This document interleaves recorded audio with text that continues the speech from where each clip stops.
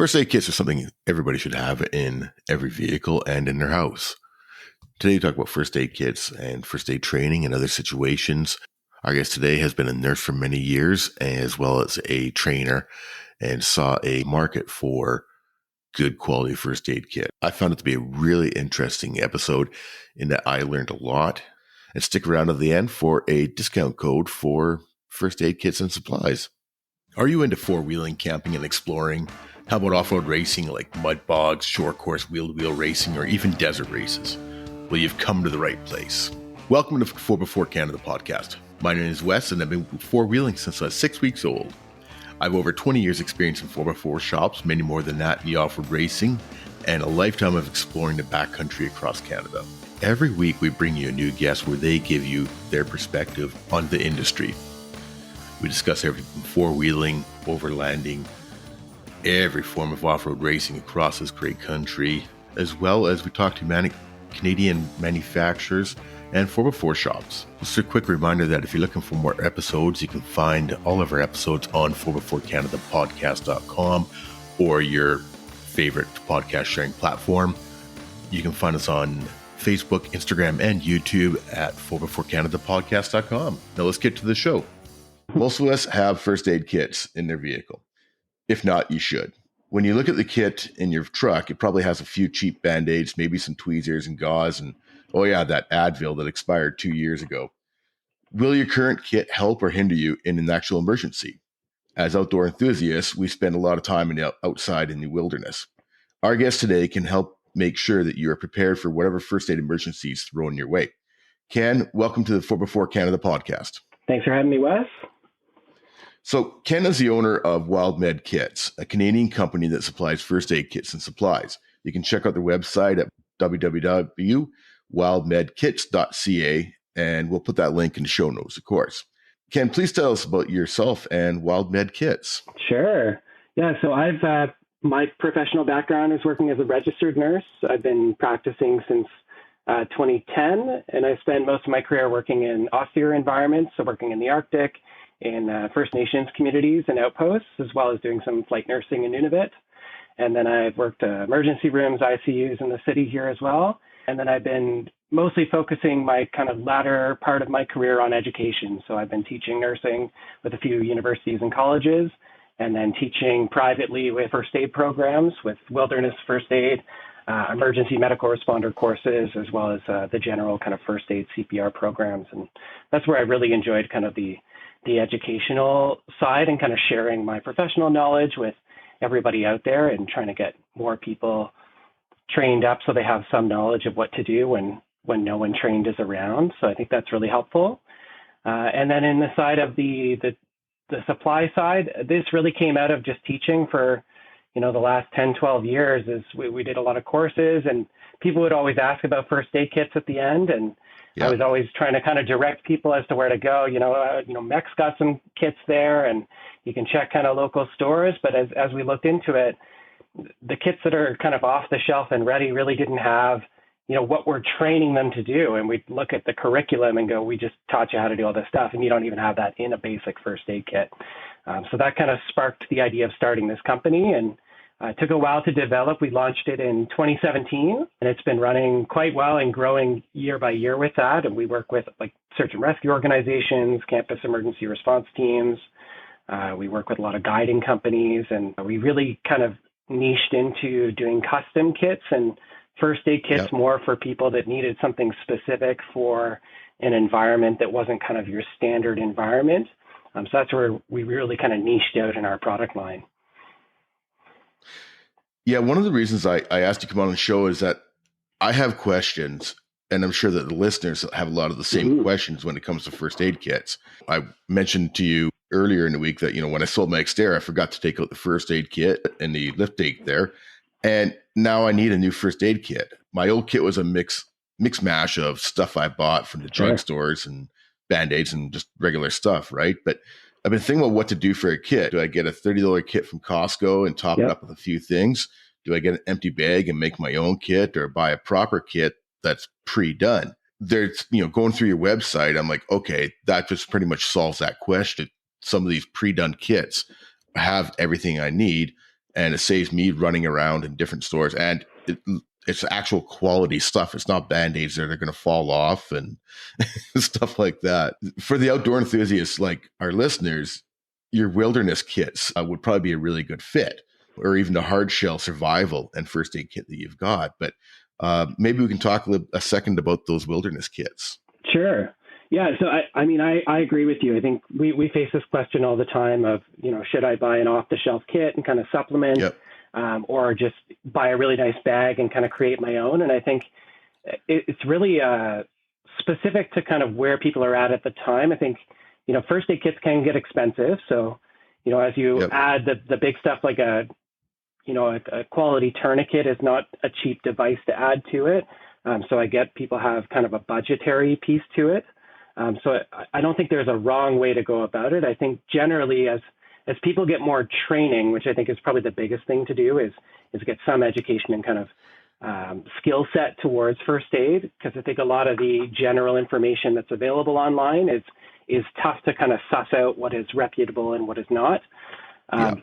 So that really kind of guides, and that's when I'm teaching kind of a first aid course, I have students reflect at the end, like the skills that we did, and use that skill set to kind of dictate the supplies you're going to need.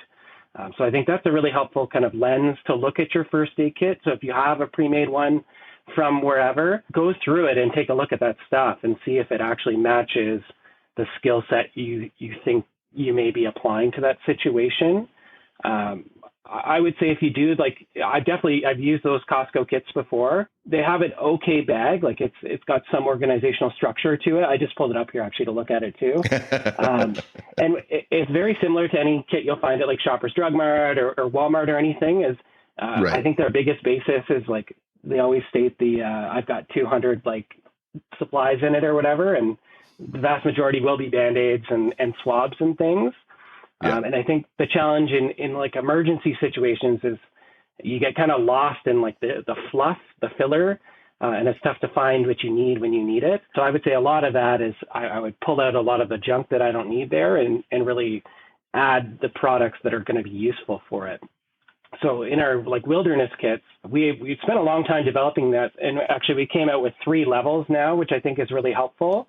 So we have a pocket size, kind of the essential and the comprehensive, and the idea was like a pocket wilderness kit really came from like me having a kid now. So I've got a 4-year-old, and, we're at the park all the time doing things, and I've got loads of first aid kits around, but if I'm at the park, it's not necessarily on me. And, just the multiple falls and scrapes and things where I'm like, oh, we don't have anything to clean you. We'll do it when we get back to the car. Kind of really sussed out this idea of having a pocket kit. So it's got a little bit of everything to kind of get you by at the moment. And the idea was to make something small enough that you'd be willing to carry it all the time, because really the best first aid kit is the one that's with you. That's always going to be the biggest thing. And we made it fully waterproof. So we got these lock sack bags, which are pretty awesome. They're made in the States, and they're fully submersible, like bulletproof Ziplocs, basically. You can stomp on them. They're puncture resistant. So if you throw it in the wash with your clothes, it still survives. And we've done quite a bit of testing with them. So we really like the bag that it's in, and it keeps like your stuff. If you're getting sweaty in your pocket, it's not going to destroy your first aid gear. So I think that's really helpful. And if you're on a kayak and you have to capsize or whatever, right? 100%. If it gets wet, it's still usable. Exactly, and that's a challenge. A lot of your first aid stuff doesn't do well when it's wet. Right, all the packaging and the sterility and the adhesives just don't do well when they're soaking wet. So keeping it dry is a really key thing. And our next level, kind of that essential kit, was a bigger kit that you can kind of throw in a day pack or something, and have really to kind of treat at least yourself and maybe one other person. So it's a smaller kit with a little bit of everything. And then we have our comprehensive kit, which is a really good one for kind of overall treating anything you would kind of face out there. You've got enough to do multiple injuries. It's got a good organizational structure, and then we left some space to kind of add into it, because one of the things in Canada that's a restriction in first aid kits is medications. So in the US, you'll see a lot of like prepackaged single dose medications in their kits, and Health Canada doesn't allow us to sell products that way here in Canada. So that's always something you're going to have to add to a kit, and it's just an interesting restriction with the way we have our legal system here. So having some space in there to add, general medications like Advil, Tylenol, Benadryl, some creams like polysporin, exactly. We wanted to leave that there, and we actually included in that kit our medication guide. So that was a guide I developed going through all the over-the-counter medications, how you would use them, what I'd suggest stocking, what to be cautious of with using those drugs. So it's a good kind of list and guide to think about what drugs you might bring with you. And especially as you're doing longer trips, those symptom management drugs are going to make your life a lot happier and allow you to maybe stay on a trip you would have decided to exit on otherwise. So that's a good kind of additional piece to think about when building those. Yeah. And that kit, I was looking at that one myself. It's like you say, it's fairly comprehensive, fairly involved, and covers pretty much everything you need. And it's really a perfect car kit, for lack of better terms, for those people, that are going out into the bush and the wilderness. And of course, you never want to have to use, the first aid kit. And, I think in my old one, I used a couple Band-Aids and that was it. But it's just that safety aspect of feeling better when you're going out, because you're prepared for whatever may happen. Because what I've found in my life is that quite often stuff happens when I'm not prepared. Right. Right. So, chances are if I do have a good quality kit, I may not need it, but usually when shit goes wrong is when I don't have a kit or something. Completely agree. And we have a lot of students reflect on that when we do our first aid courses, because I think when we bring in someone that has done no training before, they don't really realize like what could happen. And then we do the training and they go, oh yeah, I didn't even think of that. And it really kind of adds to that idea of like, I probably should have been more prepared for these trips I've been doing for years. And you're right. Generally nothing happens. I totally agree. It's very rare that I'm pulling out some, big trauma piece out of my kit. I'm definitely using Band-Aids quite frequently, just like everyone else. But the challenge is when something big happens, it gets a lot harder when you need to improvise those pieces, especially if you're not practiced in that improvisation piece. And it's much faster if you have the right gear, right? For sure. I think you're right on that one. Now let's actually, bounce into that training part. You mentioned that you do training, and we were talking with some friends yesterday. We were out in the Alpine, mentioning that, that you're coming on board today. And I'm in BC, in BC, and there's absolutely nothing for wilderness training here. I've done the first aid kit, like your St. John's, level 1, and done that numerous times.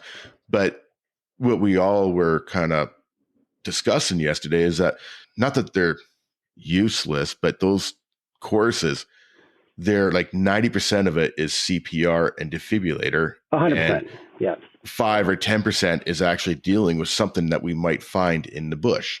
Yep. And not that, CPR is obviously that's very important, but like that 5 or 10%, the rest of it's just spent on how to put a Band-Aid, kind of idea, right? Yeah. So, I've been wanting to do some wilderness training. Unfortunately, I go to basically to Vancouver to do that, but and that's something I'm going to look at, trying to maybe bring somebody up into the Kamloops area to do a training like that.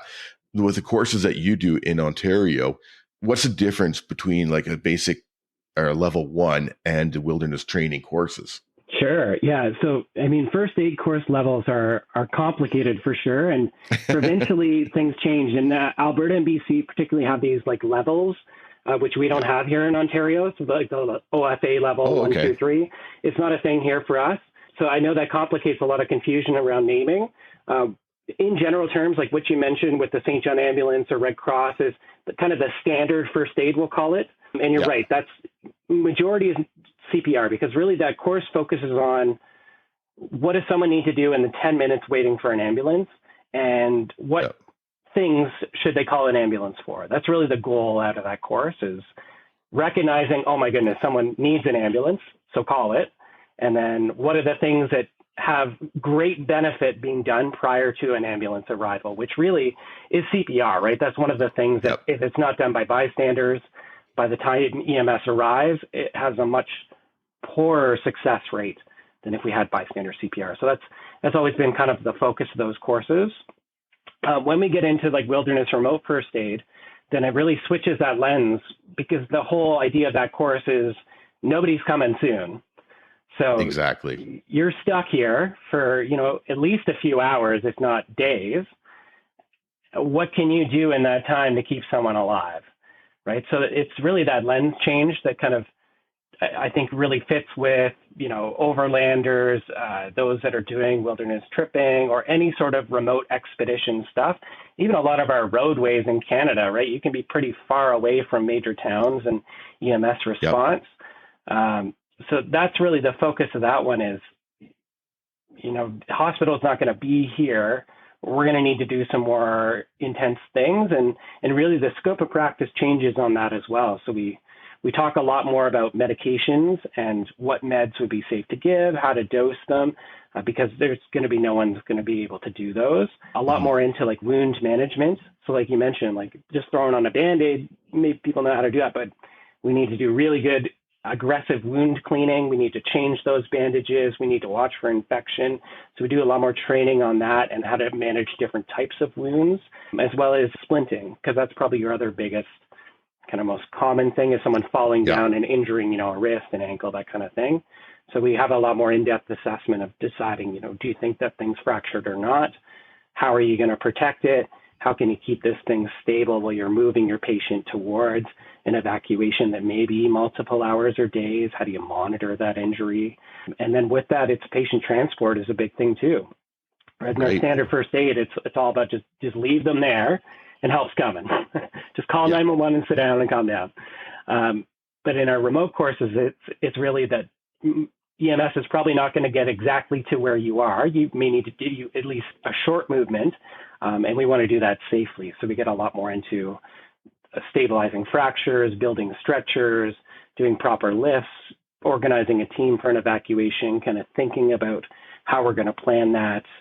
With that, using communication devices like spots and inReaches, where we're out of that cell range, right? How do you use those devices and organize kind of a search and rescue plan for that? So that's a big kind of change in the way that we're training someone in those courses. And I do that with the Red Cross now. There are a number of organizations that do it across Canada. I think Red Cross is a pretty good, look to it. A big brand's been around for a long time. They do a lot of training, but there are definitely others out there. So you can just search, wilderness first aid and find, other local resources that are kind of close to you.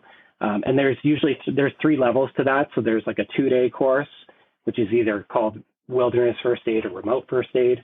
And that's a good like intro level. You're going to get a bit of everything, get a good feel for it. If you want to do more, there's what's called the wilderness advanced first aid. That's a 4-day course. You're getting a lot more practical application of the skills. So really in the 2-day, we give you a lot of knowledge. You might do it once and then the course is over.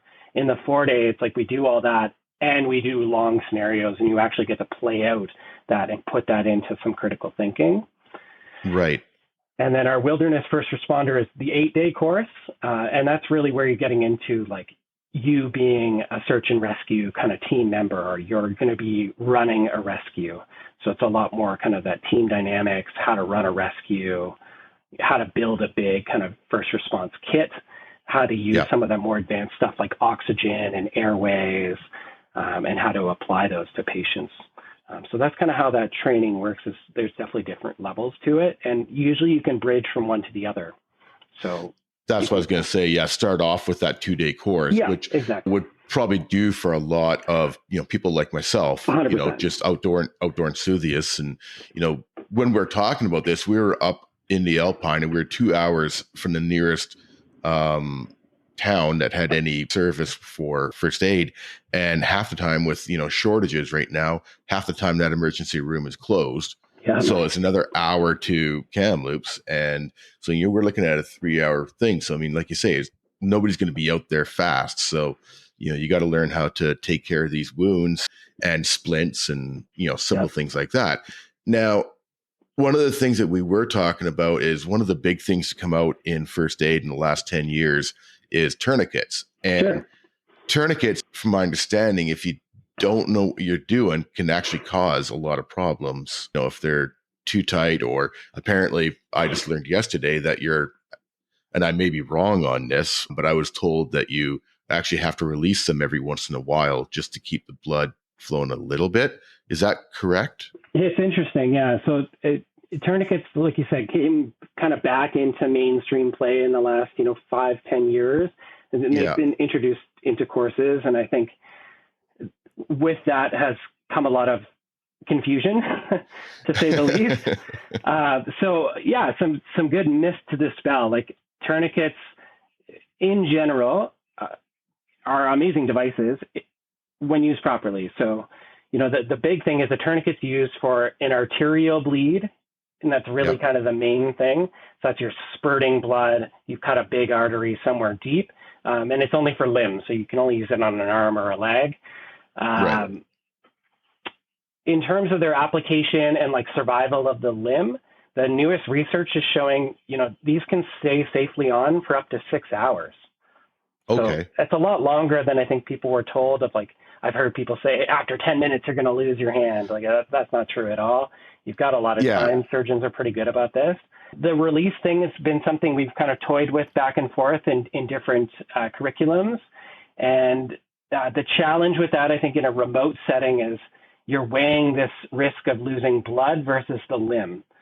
So, if you're releasing, you are losing blood with that release, and you are theoretically maybe getting some circulation to that limb. But the risk of losing that blood is definitely going to outweigh any recirculation of the limb benefit. So the latest research has shown, or the curriculum ideas in a wilderness setting, is if we apply a tourniquet, which is the fastest way to stop bleeding. So that's an advantage, right? In the States, this is a much bigger thing than Canada. It's slowly coming into practice here because in the US, they do a program called Stop the Bleed, which is a public run campaign to train everybody how to apply tourniquets and that. And that's, due to the nature of having more severe civilian trauma events there.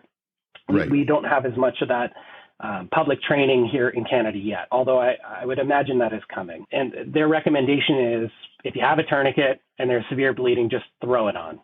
And that's totally acceptable, right? EMS response, fast way to stop bleeding. It's a very easy device to use once you know how to do it and you've been trained on it. And it has low risk if, taken off in the next, 4 to 6 hours. So for most people, getting to a trauma center in an hour, that's not an issue. Right. In a wilderness context where that may not be feasible, getting them out in that time frame. The biggest kind of thought is if you've applied a tourniquet just to stop bleeding quickly, what you can do in the next amount of time now is to go to the actual wound site and try to manage the bleeding at the site. And we teach a lot about wound packing, where we're actually like packing into a wound to apply that directed pressure. So what you can do, or what most of the recommendation is, it's within that first hour of tourniquet application, if you can get a really good wound packing and control of pressure on the site, you could attempt to release the tourniquet. If there's no bleeding, then you've managed it in a lower risk way. If it keeps bleeding, just put your tourniquet back on and leave it. Right. Okay. That all makes sense. When you think about it, that blood loss is a bigger concern 100% than limb loss, because if you lose a lot of blood, you may not have a life. Yeah, exactly. Yeah, and you can't get blood, right? We can't do that in the field, and we can't train people even to do IVs. So, I mean, that's a big restriction. So I'd rather live than lose my arm, right? And that's kind of the idea of that training, is that we use this life over limb phraseology to it. Yeah, that totally makes sense. Going back to another situation and something that we were talking about yesterday when we were out was burns. Yep. Usually, like if you burn yourself on your stove at home, you run cold water over it, or you go to the fridge and you grab your frozen peas and put that on, right? In the wilderness, you don't always have the opportunity to have cold water or something cold there to put on the burn. In that case, what do you recommend doing with that? Yeah, so you're right. Burn management, definitely the number one treatment is cool the burn as quickly as possible. So we should always have water of some point that we're going to drink, because we kind of need that to live. It doesn't matter if it's super cold, because your body temperature is, roughly 37 degrees Celsius. So anything, less than that is going to be cool, which is great. Yep. Colder would be better, but you use what you got. And I would just, submerge whatever it is, ideally in water. So if it's like a finger or something, you can just stick it in a water bottle. If it's something larger, you can like make a bigger container with a garbage bag or a Ziploc and kind of fill that to get like a foot in or something, or soak like clothing, some sort of cloth in water and kind of apply that to the area. But that's the biggest thing with burns is the quicker you cool it and the longer you cool it initially, they say 10, 15 minutes of cooling at least, the less chance of the burn progressing in levels, because we're kind of like a big steak. So the theory of cooking steaks is you want to put it on the barbecue and take it off before it reaches that level you want, because it keeps cooking on the plate, right? Right. And we're the same way. You have that exposure to the thermal, the heat. Once you remove your skin from that heat source, you are still cooking. So if you leave it, you may take what was a superficial burn and it may progress to a partial thickness. Whereas if you cool it, you can stop that progression, and now this injury is not as severe. So that's the biggest thing, is cooling it with whatever you got. And it doesn't even have to be clean water. Infection is not our first concern. So, if there's a puddle nearby and that's it, then stick your hand in the puddle. You just need to cool that thing as best you can. Now, something else that just popped into my mind, a lot of us outdoor enthusiasts enjoy the wilderness at all times of year. Yeah. And in the wintertime, there's the threat of, cold and hypothermia and stuff like that. And I'll be flat out honest with you. I don't really know what to do in the case of the hypothermia, because I try and avoid cold. Yep. I'm not a huge cold person. So, but I mean, there's instances where, we've been out four-wheeling and doing some snow wheeling and that, and maybe, or doing snow, like I do a lot of snowshoeing actually. So if something does happen in the case where you're starting to get into some of the hypothermia, what are some of the steps that you should take to help alleviate that, or to get you back to safety properly? Sure. Yeah. So number one would be on the prevention side. Dressing in layers is the biggest thing in winter, because like you say, you're on and off snowmobiles or ATVs, or, you're hiking, then you're stopping. So your heat level is going up and down. And if you're just wearing like a t-shirt and a Canada Goose jacket, you don't really have a lot of options of what you're going to wear here. So having multiple layers where you kind of start with something next to the skin that's going to have a heat retention property when wet. So that would be wool or polyester. Kind of the worst thing to wear is cotton, because cotton holds moisture, but it has no heat retaining properties when wet. So really avoiding cotton is a big one.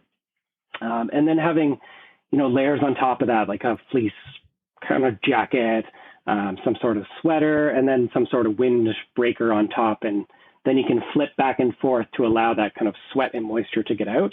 Because a big thing that's an issue when you're cold is being cold and wet, because wet skin is going to steal heat much faster than dry skin. So that's the big balance, is you need to stay dry. So that would be the biggest thing, is kind of dressing for it. The other big kind of factor in winter is that we burn a ton of calories keeping ourselves warm. So your caloric demand is significantly higher. So making sure people are bringing lots of extra food and snacks, that's going to be really key, so your body can actually create the heat it needs to create.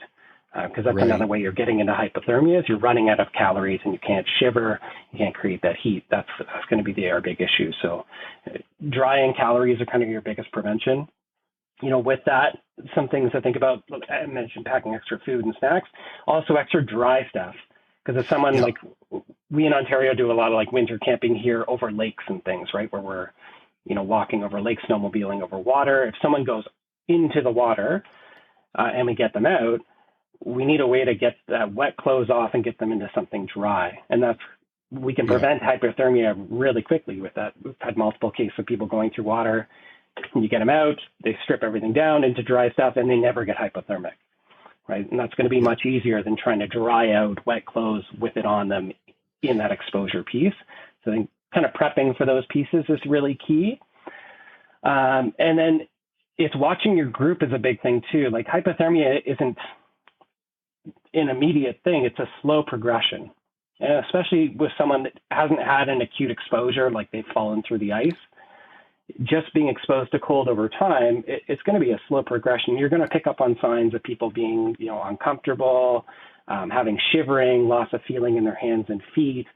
So if we're starting to see those things, we need to deal with it then before letting it kind of progress to that level of hypothermia. I think that's a really key thing, is that group dynamics and kind of watching people and making sure everyone's prepared. Because maybe you as the group leader, like you've done this trip 100 times, you know what you're doing, you dress properly, you have all the right gear, and you take some newbie that's wearing the cotton t-shirt and the Canada Goose jacket from Toronto, right?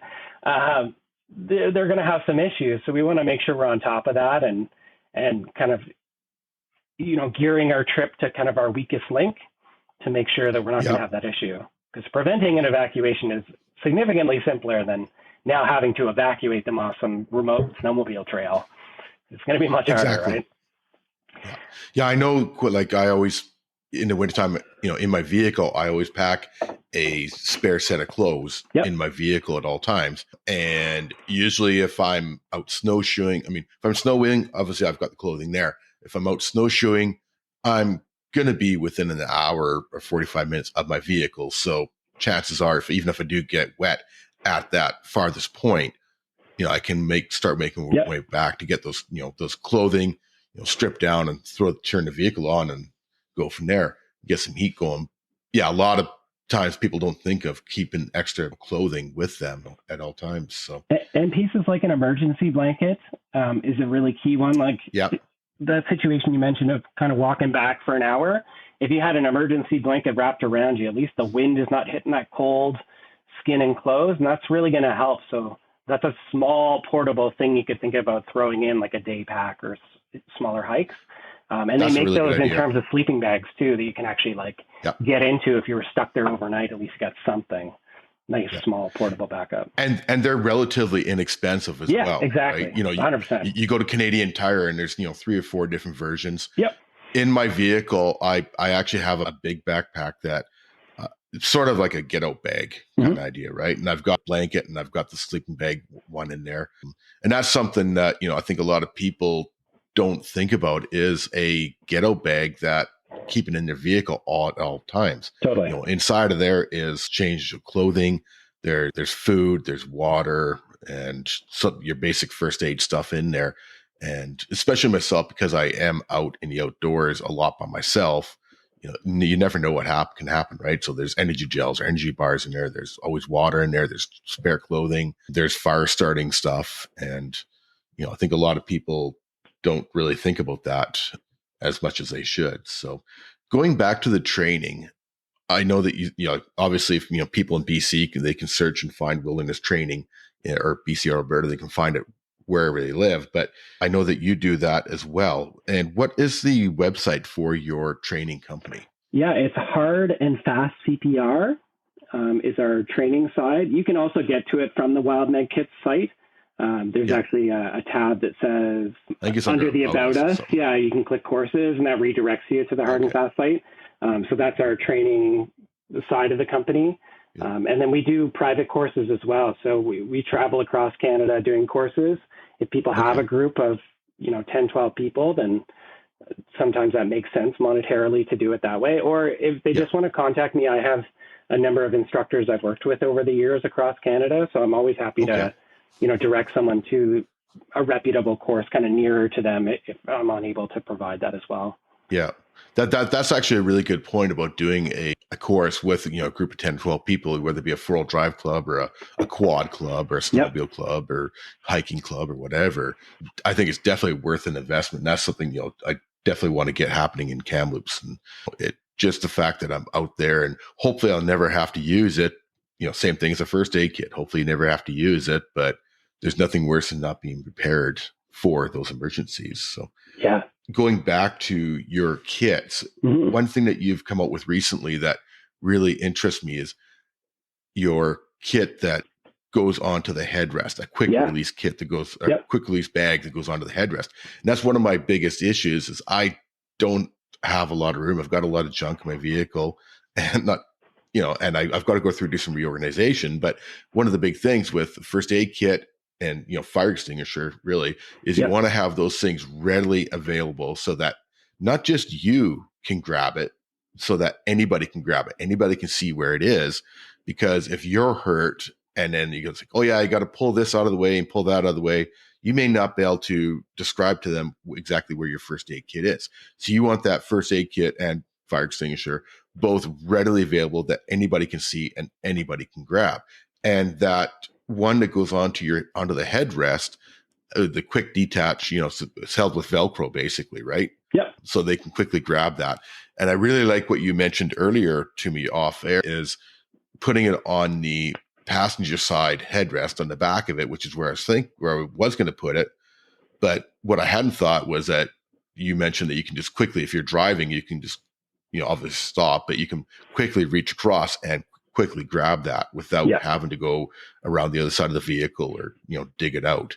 And I think that's something that, that's probably the way I will end up going when I do get a kit from you, because, and you mentioned that you are working to having you got the bag separately right now, but you are working towards having the kit, a whole bag complete with all the pieces that you need in there.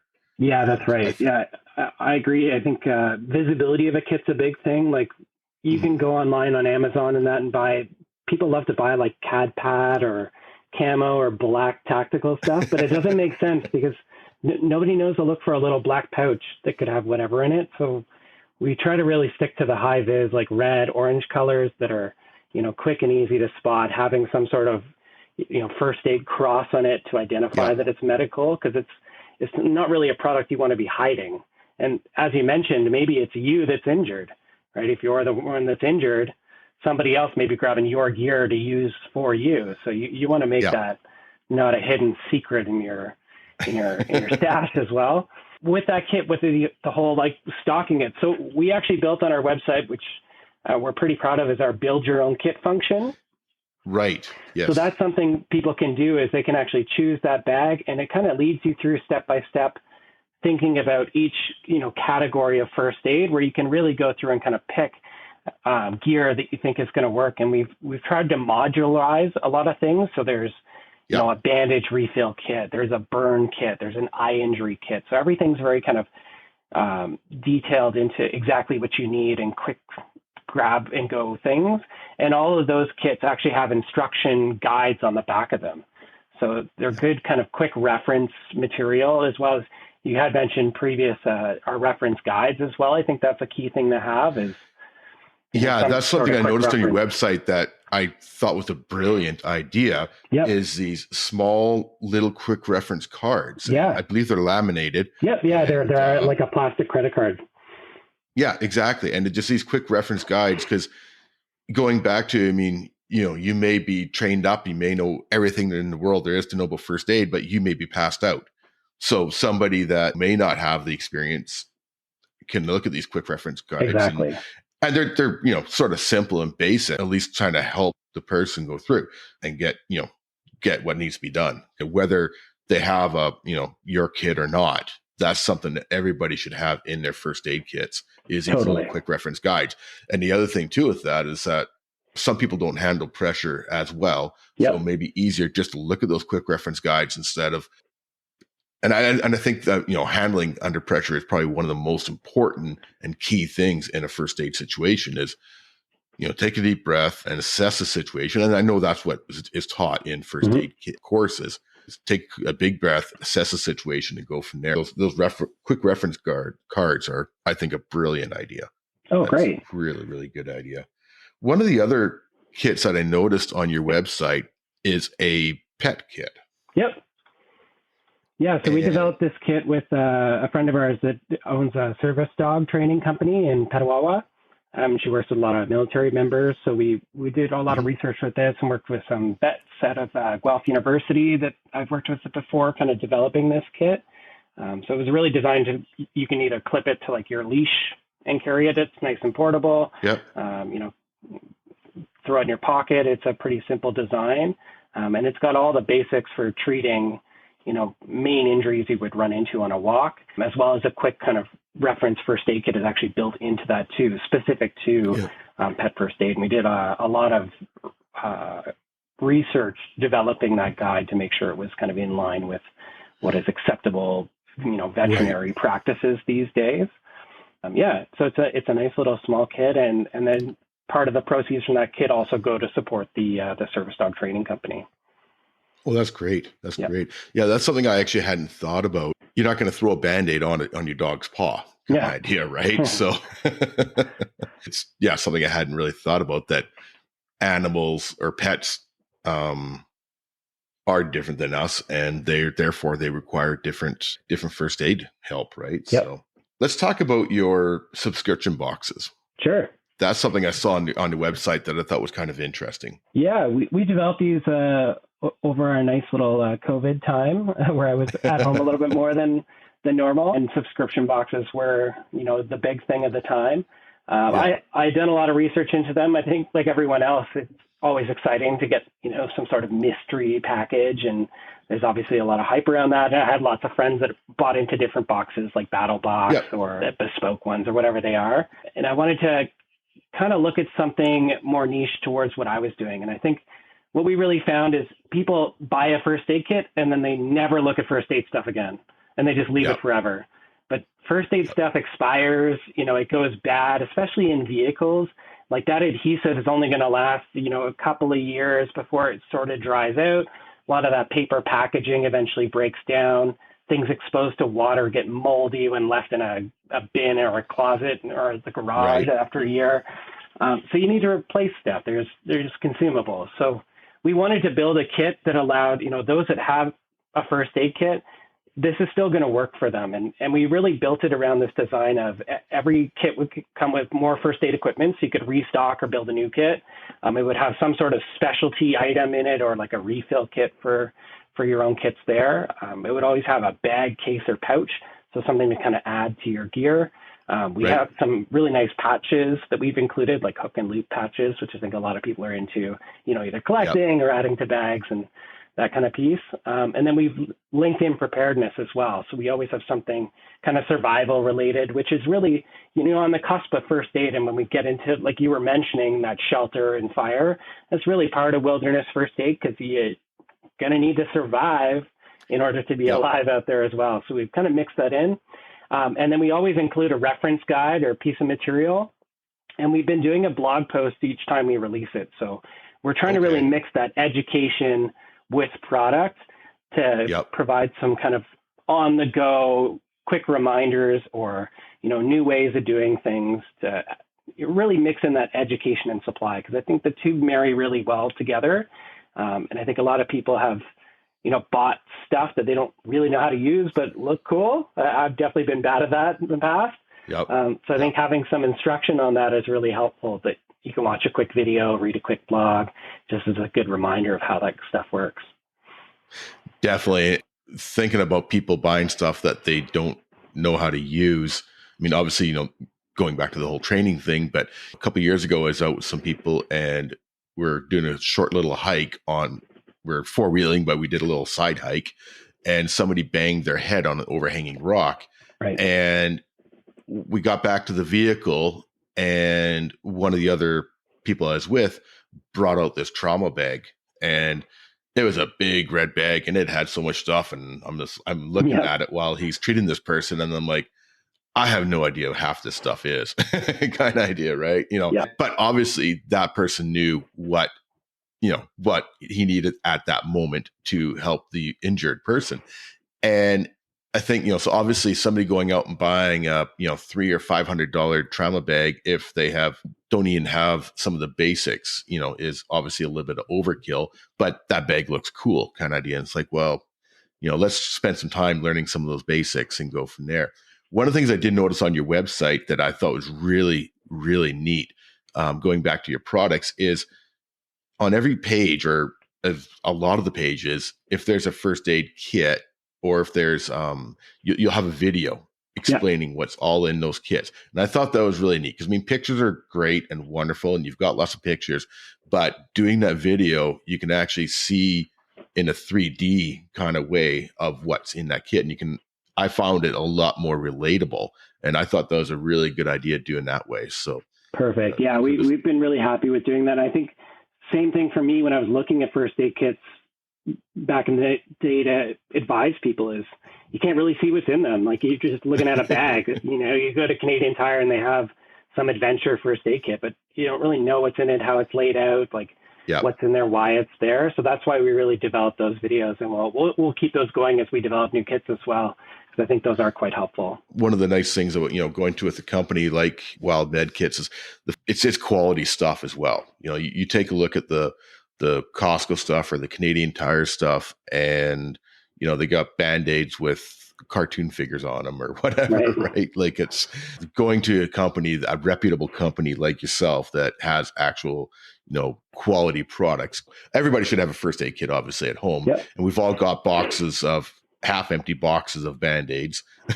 Yep. But, we should put that into one container and have that, ready for anything. But especially with us being out in the wilderness, quality product will definitely make a big difference for sure. Totally. So. And all of our suppliers, we use the same suppliers as hospitals in Canada. So we have relationships, and that's where we get everything. So all of our stuff is, Health Canada approved products. It's all vetted, and we're making sure that we're not putting bad stuff out there. And, I think especially in the tourniquet realm of things, like, you can go on Amazon and buy a lot of things that look like the real thing, but they're not always the real thing. So it is good to know that you're getting stuff from a reputable kind of brand, and it's not a fake item or something that's going to break on you or not going to really work. Yeah, exactly. What is some things that you think a lot of people are missing in their first aid kits? Yeah, sure. So I would say number one is a triangular bandage, honestly. Out of all the cool little niche things, and I've looked at a lot of the kits, Walmart, Rexall, that kind of thing, and none of them have a triangular. The amount of things I can do with the triangular bandage is almost endless, right? I can create a tourniquet out of it. I can create a pressure bandage. I can splint you with it. I can sling you with it. I can, stabilize an injury with it. There's just so many things you can do with it. It's such a versatile item that weighs just about nothing. That I think everyone should have at least 2 or 3 of those in there, because it's such a versatile item in treating everything from bleeding to splinting, or even just having extra cloth that you could soak in water to treat a burn. Like, there's so many things you can do with it. I'd say that's one of my top items that, I like things that can do multiple issues. So a triangular bandage is really good. I'd say another one is an elastic wrap.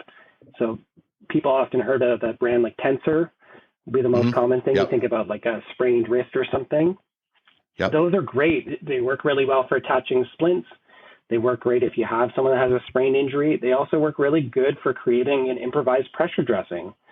So when we look at, things like the Israeli bandage that are quite common in the military, you can improvise that very easily with an elastic wrap. So that's another one that serves a pretty big purpose. Like, when I'm looking at a first aid kit, I want to have like Band-Aids and things I'm probably going to use because I'm going to need that.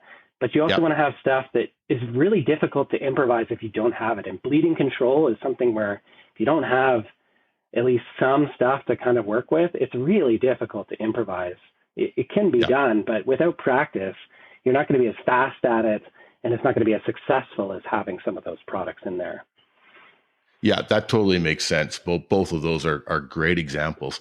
One of the neat things, like you mentioned earlier, that you guys sell is replacement stuff. So not just the full first aid kits. You've got empty bags, you've got full bags, you've got replacements. So if people want just a replacement of the Band-Aid stuff, or if they want to upgrade so they don't have anything for their burn stuff, or they don't have some of the more advanced stuff, or not the more advanced stuff, but their Costco kit doesn't have everything they need. Yeah, exactly. So, and that's one of the really things I really, think that people should definitely have a look at your website at wildmedkits.ca and just have a look through there, because there's so many interesting things I've found on there that sometimes I hadn't really even thought about. Right. So, and that was the idea, is we really took a lot of this from our research and going through, every curriculum out there. Like, I'm referencing all the latest wilderness textbooks on medicine and EMS guides. And I wanted to kind of take all that information and make an evidence-based approach to each of these things. Like, if you had an eye injury, what should we actually be doing about an eye injury? And what do you really need? And that's what really sparked building these little kits. Like, everything is kind of either niche or very targeted. Like, we have a wound irrigation kit, a wound closure kit that has all the stuff you need for wound closure, which does not include sutures. which people should not have out there because you're not trained to do it, and it's so painful and it's just unnecessary. There's, more simple ways to do it in a non-emergency. Create more problems than it's worth. Yeah, exactly. Everyone always asks me to sell suture kits, and I'm like, you don't want a suture kit. So, yeah, I think the little refill kits are great. And with all of our kits out there, like I said, we have videos, we have lists of content. So sometimes shipping doesn't make sense if you're buying a small thing. We're happy to have that information out there. So if people want to build their own kit, copying our kind of kit content, we're very happy to at least spread that education. So, for little things, I'm totally happy with people just using this information and building their own. If that makes sense, then go for that. We're happy to share that information. Yeah, it may not be worth sending, shipping a $20 kit across the country, right? But definitely, I think, the education, like you say, is a huge part. And I do recommend that people check your website out, not only for the education, but for, if you're looking at, hey, I do need a new kit. You guys have got some really neat kits out there, especially the wilderness kits. Yep. And I think those are what, a lot of us should have in our vehicles. Obviously, the basics, because, right now I've got a little $10 kit that I found in my garage kind of idea, right? Yep. But going to that tearaway kit on the headrest, I think is, the way that I will end up going myself. Great.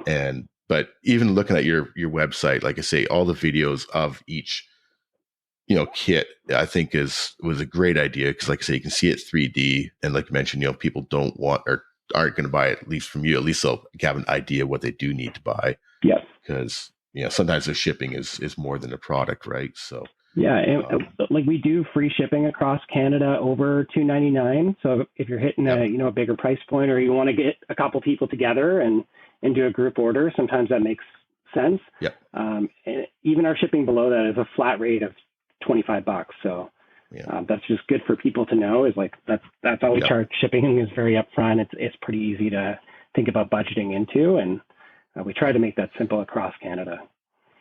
No, that's fair enough. Is there anything that you feel that we missed in this conversation? I think it's a great conversation to begin with. Yeah. But is there anything that you do feel that we missed? No, I think we hit a lot of it. I also went ahead and made a discount code for any of your followers as well. So beautiful. That would be 4x4 Canada. So 4x4 Canada. And that'll do 10% off anything on the website. So that should help people out, budget wise. And we're happy to provide that discount code across for anyone. And then feel free to email me as well. There's a contact us page on there. So if people are on the fence of like, which kit do I choose?